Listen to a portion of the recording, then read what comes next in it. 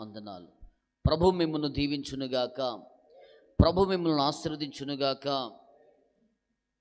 ఉదయకాల సమయంలో ప్రియులారా 98వ సంకీర్తన 98వ సంకీర్తనలోని ఈ గీతము యెహోవా ఆశ్చర్య కార్యమును చేసి ఉన్నాడు, ఆయన గూర్చి కొత్త కీర్తన పాడుడి.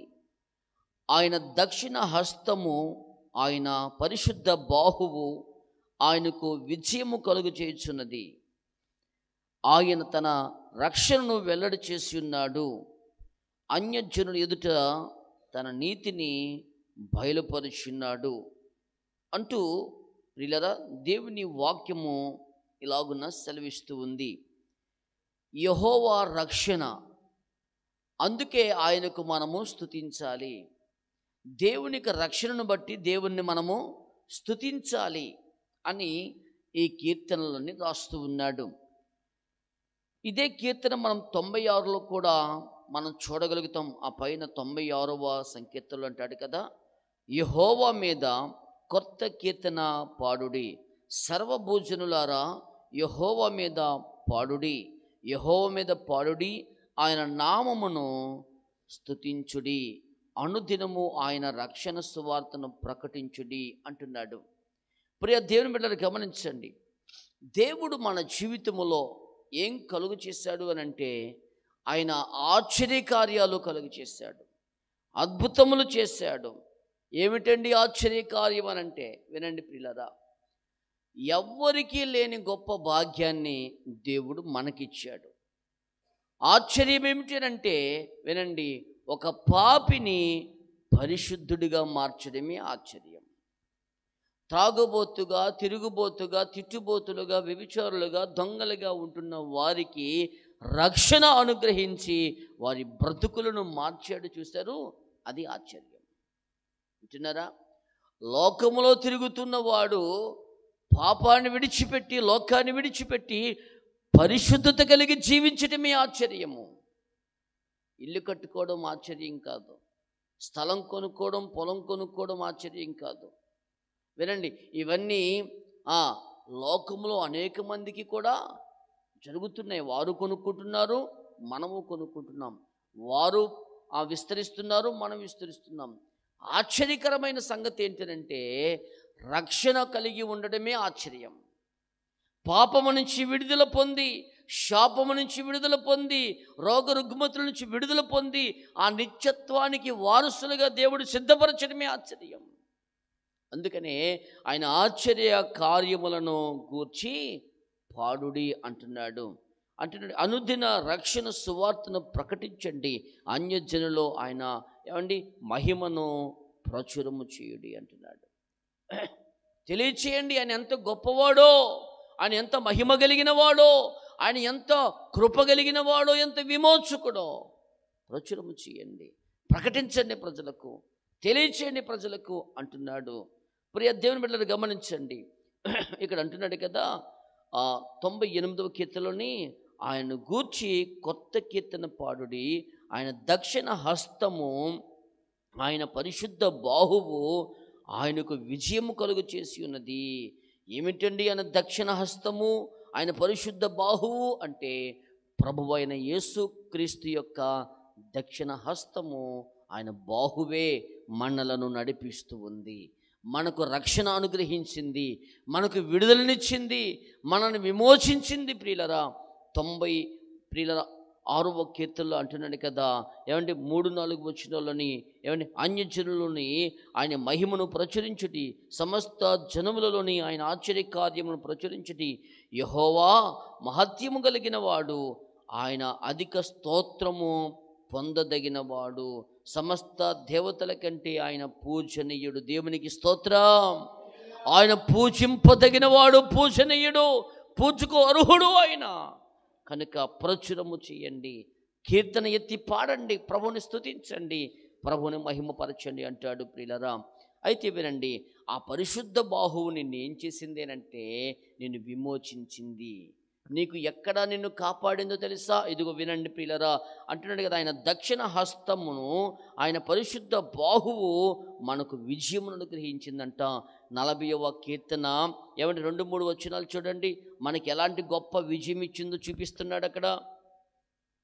ఎలాంటి విజయమునిచ్చాడంటే 40వ కీర్తన 2-3 వచనాలు మనం చూడగలిగితే అక్కడ అంటాడు కదా, వినండి ప్రియరా, నాశనకరమైన గుంటలో నుండి, జిగటగల దొంగ ఊబిలో నుండి ఆయన నన్ను పైకెత్తెను, నా పాదములను బండ మీద నిలిపి నా అడుగులను స్థిరపరచెను. దేవునికి స్తోత్రం.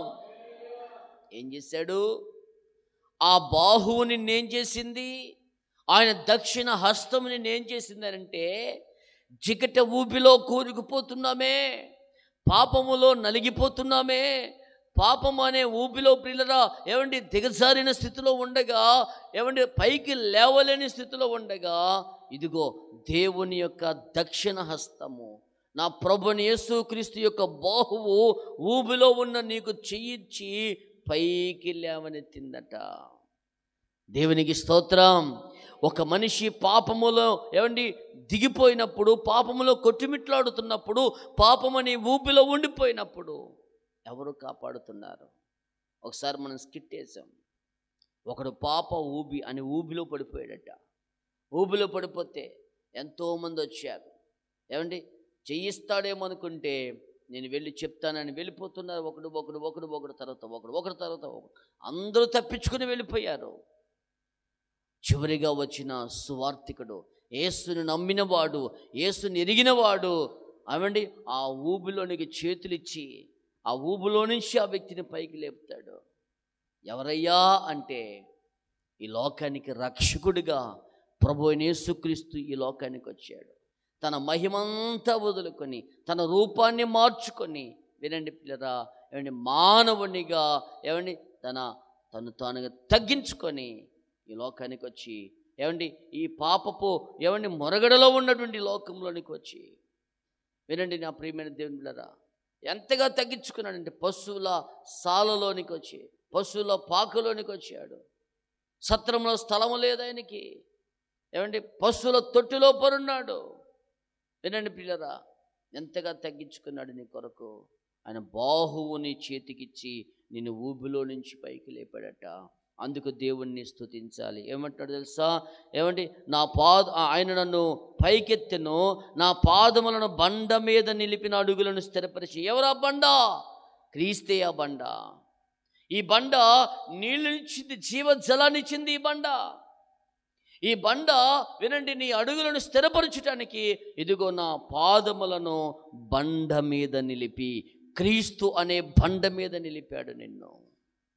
ఆయన నిన్ను మోస్తున్నాడు, ఆయన నిన్ను భరించాడు, ఆయన నిన్ను హత్తుకున్నాడు. ప్రియులరా, నా పాదములు బండ మీద నిలిపి.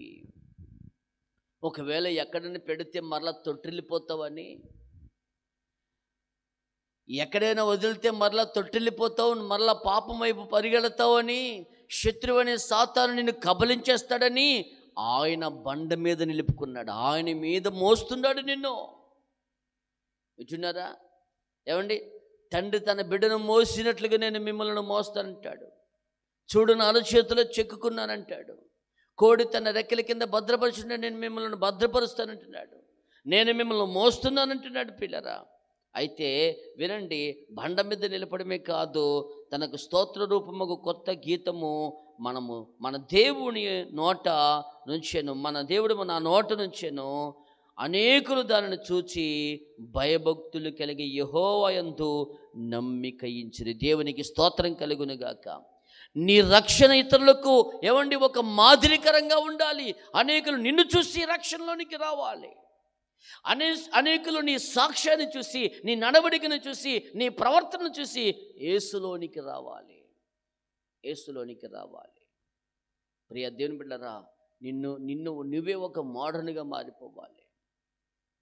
నిన్న వచ్చాడే దైవజనుడు, వాళ్ళ నాన్నగారి దగ్గరికి వెళ్ళేవాళ్ళం. మేము వెళుతుంటే వాళ్ళ నాన్నగారు మమ్మల్ని చూపించి, రే మహిషనియాలు చూడరా, స్వార్థ ప్రకటిస్తారు, సేవకునితో ఉంటారు, ఎప్పుడు దేవుని పరిచర్లోని ఆ పరిచర్య ఈ పరిచర్యని తిరుగుతుంటారు, సేవకుని అంటిపెట్టుకుని ఉంటారు.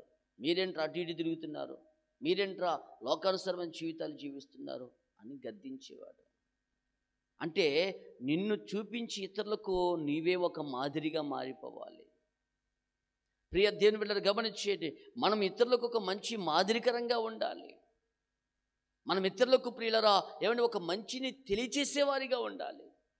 నీ నడవడిక, నీ ప్రవర్తన, నీ చూపులు, నీ మాట తీరి, నీ పద్ధతి ఇతరులకు ఆశీర్వాదకరంగా మారిపోవాలి ప్రియులరా. నా అడుగులను స్థిరపరిచానంటున్నాడు ప్రియులరా. అంతేకాదు ఇంకేం చెప్తున్నాడు అని అంటే, వినండి, చికటి గల దొంగ ఊబిలో నుంచి మనల్ని పైకి లేవనెత్తాడు ఆయన. 1 కొరింథీయులకు రాసిన పత్రిక 1:31 మనం చూస్తే ఆయన రక్షణ అనుగ్రహించాడు మనకు. అందుకే ఆయనకు కొత్త కీర్తన పాడాలి. పాడండి, ప్రభుని స్తుతించండి, ప్రభుని ఆరాధించండి. ఎందుకు ఆరాధించాలంటే ఆయన నీకు రక్షణ ఇచ్చాడు, ఆయనని ఊబిలో నుంచి పైకి లేవనెత్తాడు, ఆయనకి నెమ్మదినిచ్చాడు, శాంతి సమాధానం ఇచ్చాడు. చదువుదాం 1 కొరింథీ 1:31. అతిశయించువాడు ప్రభువునందు అతిశయించాలి అని రాయబడి ఉంది. అతిశయిస్తున్నావా? ప్రభువునందు అతిశయించు. ఎందుకయ్యా అంటే ఆయన నిన్ను రక్షించాడు, ఆయన నిన్ను బలపరిచాడు, ఆయన నిన్ను పోషిస్తున్నాడు, ఆయన నీ కోసం తన ప్రాణం అర్పించాడు, ఆయన నీకు తన బాహువునిచ్చాడు, ఆయన నీ పక్షాన నిలబడుతున్నాడు. అందుకే నువ్వు అతిశయించువాడు ఎవరినందు? ప్రభునందు అతిశయించాలి. బలాన్ని చూసుకొని అతిశయించకూడదు. ఏమండి, వెనకతలున్న జనాన్ని చూసి అతిశయించక, పదవులను చూసి అతిశయించక, డబ్బును చూసి అతిశయించక, ఉద్యోగాన్ని చూసి, ఏమంటే చదువులను చూసి, వినండి ప్రియులారా, పరపత్తులను చూసి, ఇటున్నారా ఆస్తిని చూసి అతిశయించొద్దు. ప్రభువునందు అతిశయించు. ప్రభువే ఇవన్నీ నీకు ఇచ్చాడు, అందుకే నా అతిశయం ప్రభువే అని చెప్పండి ప్రియులారా. అంతేకాదు రోమ 4:25 మనం చూసినా అక్కడ నీతి మనకు అనుగ్రహించాడు. ఇదిగో ఈ రక్షణ ఏం చేసింది అంటే నిన్ను స్థిరపరిచింది, నీతిమంతునిగా మార్చింది. యేసయ్య రక్తం ప్రతి పాపం నుంచి కడిగి పవిత్రునిగా చేస్తూ ఉంది. చదువుదాం మాట, ముగించుకుందాం. ఆయన మన అపరాధముల నిమిత్తము అప్పగింపబడి మనల్ని నీతిమంతులుగా తీర్చబడుటకై లేపబడిన. వింటున్నారా? ఏం చేసిందయ్యా ఈ బాహువనంటే మనల్ని నీతిమంతునిగా మార్చింది క్రీస్తు రక్తము. ఆ రక్తములో విడుదల, ఆ రక్తములో విమోచన, ఆ రక్తములోనే మనకు రక్షణ కలుగచేసింది. యేసయ్య ఆయన చేసిన ఆశ్చర్యకార్యం ఏంటో తెలుసా? నీకోసం తన ప్రాణమే ఇచ్చేసాడు. ఎందుకంటే ఆశ్చర్యకార్యం ఇంకేం చేయాలి? నీకు విడుదలిచ్చాడు, నీకు రక్షణ ఇచ్చాడు, నీకు విమోచన ఇచ్చాడు, నీకు స్వస్థతనిచ్చాడు, నేను బలపరుస్తున్నాడు. అంతేకాదు అతడు పొందిన దెబ్బల చేత మనకు చెప్పాలి ఏమొస్తుంది? అతడు పొందిన దెబ్బల చేతనే కదా మనకు స్వస్థత కలుగుతుంది. యేసయ్య నీ కోసం నలుగుగొట్టబడ్డాడు, యేసయ్య నీ కోసం ఏమండి బాధ అనుభవించాడు. వినండి, ఎందుకు ఆయన సిలువలో మరణించాడు అంటే, ఆయన మరణించకపోతే, ఆయన రక్తాన్ని కార్చకపోతే నీకు నాకు రక్షణ లేదు ప్రియులరా. అందుకనే ఎవరో చేయలేని గొప్ప త్యాగము యేసయ్య చేశాడు, ఆశ్చర్య కార్యములను చేసి ఉన్నాడు. ఆయన గూర్చి కొత్త కీర్తన పాడండి. ఆయన దక్షిణ హస్తము, ఆయన బాహువు, పరిశుద్ధ బాహువు మనకు విజయం కలుగు చేస్తున్నది. వినండి, వెళుతున్న ప్రతి మార్గములో నా దేవుడు మీకు విజయమును అనుగ్రహించునుగాక. మీరు చేస్తున్న ప్రతి పనిలో దేవుడు విజయం అనుగ్రహించునుగాక. ఆయన విజయమునిచ్చే దేవుడు.